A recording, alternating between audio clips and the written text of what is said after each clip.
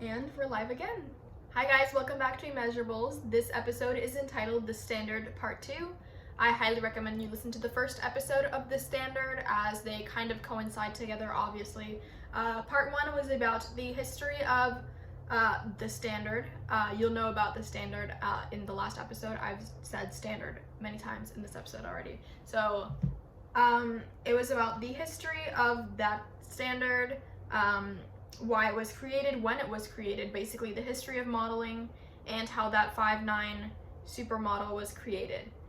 This episode will be the continuation of the last episode as I talk about what is being done to change that standard and what can be done to change that standard.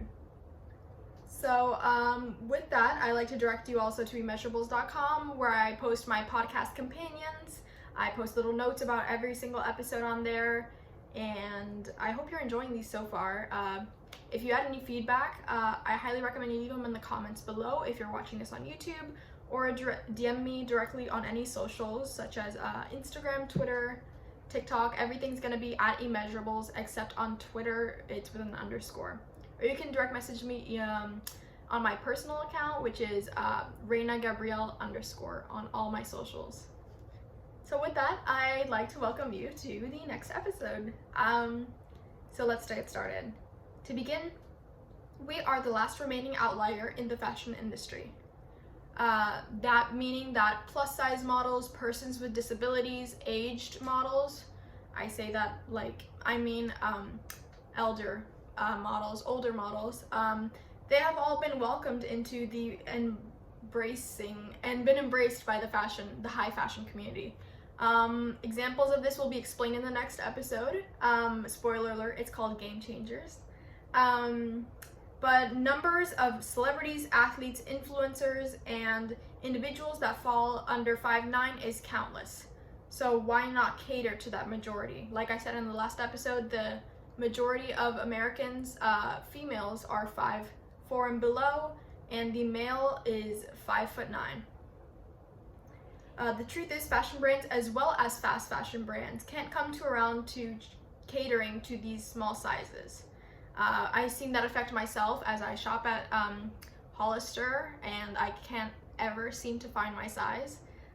Their sizes are weird, not a shade to Hollister or anything, but I fall in between a size 2. According to Hollister, I'm usually a size 0, but a size 1 is freakishly small on me, and a size 3 is freakishly huge on me, and I always have to cuff my jeans. If you ever see me around in public and you see me with cuffed jeans, it's because none of the jeans fit my height, because they're catered to the standard. So you walk into a Forever 21 or shop at like a Fashion Nova online, you always see plus size lines. I don't know what it's called for Fashion Nova. I think it's like Fashion Nova Plus or something like that. But they've catered to plus sizes. Why can't they cater to and give the extra effort to catering to the majority, which is the 5'4" American women? So yeah, if you do see me in public, don't yell at me. My cuff jeans don't mean what you think it means. But the pants are just too long. They're made for taller girls, or should I say the minority. This toxic cycle of disregarding the majority and feeding to girls eating disorders and mental problems is going to be tough to unravel and stop. It is tough to feel excluded from a world just because of something you can't change. And don't ever forget that.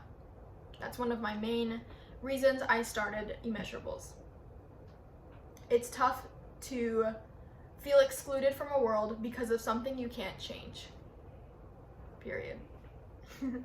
But to start, we can begin to spread awareness. I know many others as well as I am are starting to do so as well.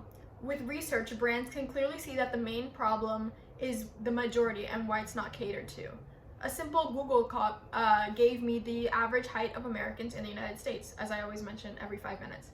But the effort that they're not putting into people like us is very obvious, and if it's so simple to create plus size clothing and other such clothings, why can't it be simple enough to make petite clothes? And of course, I know that some stores such as Macy's have petite sections, but I don't think it's enough, at least. I'm not sure about you all, but I'm tired of cuffing my jeans and cutting my awkward shorts to tailor to my size. I want to wear what the tall girls wear. Anyways, you are already making a change by listening to this podcast. You will definitely see as I accomplish my mission to gain traction and attention from this industry. So as a reminder, you are unique, you are special, and you are worth it. Until next time. Signing off.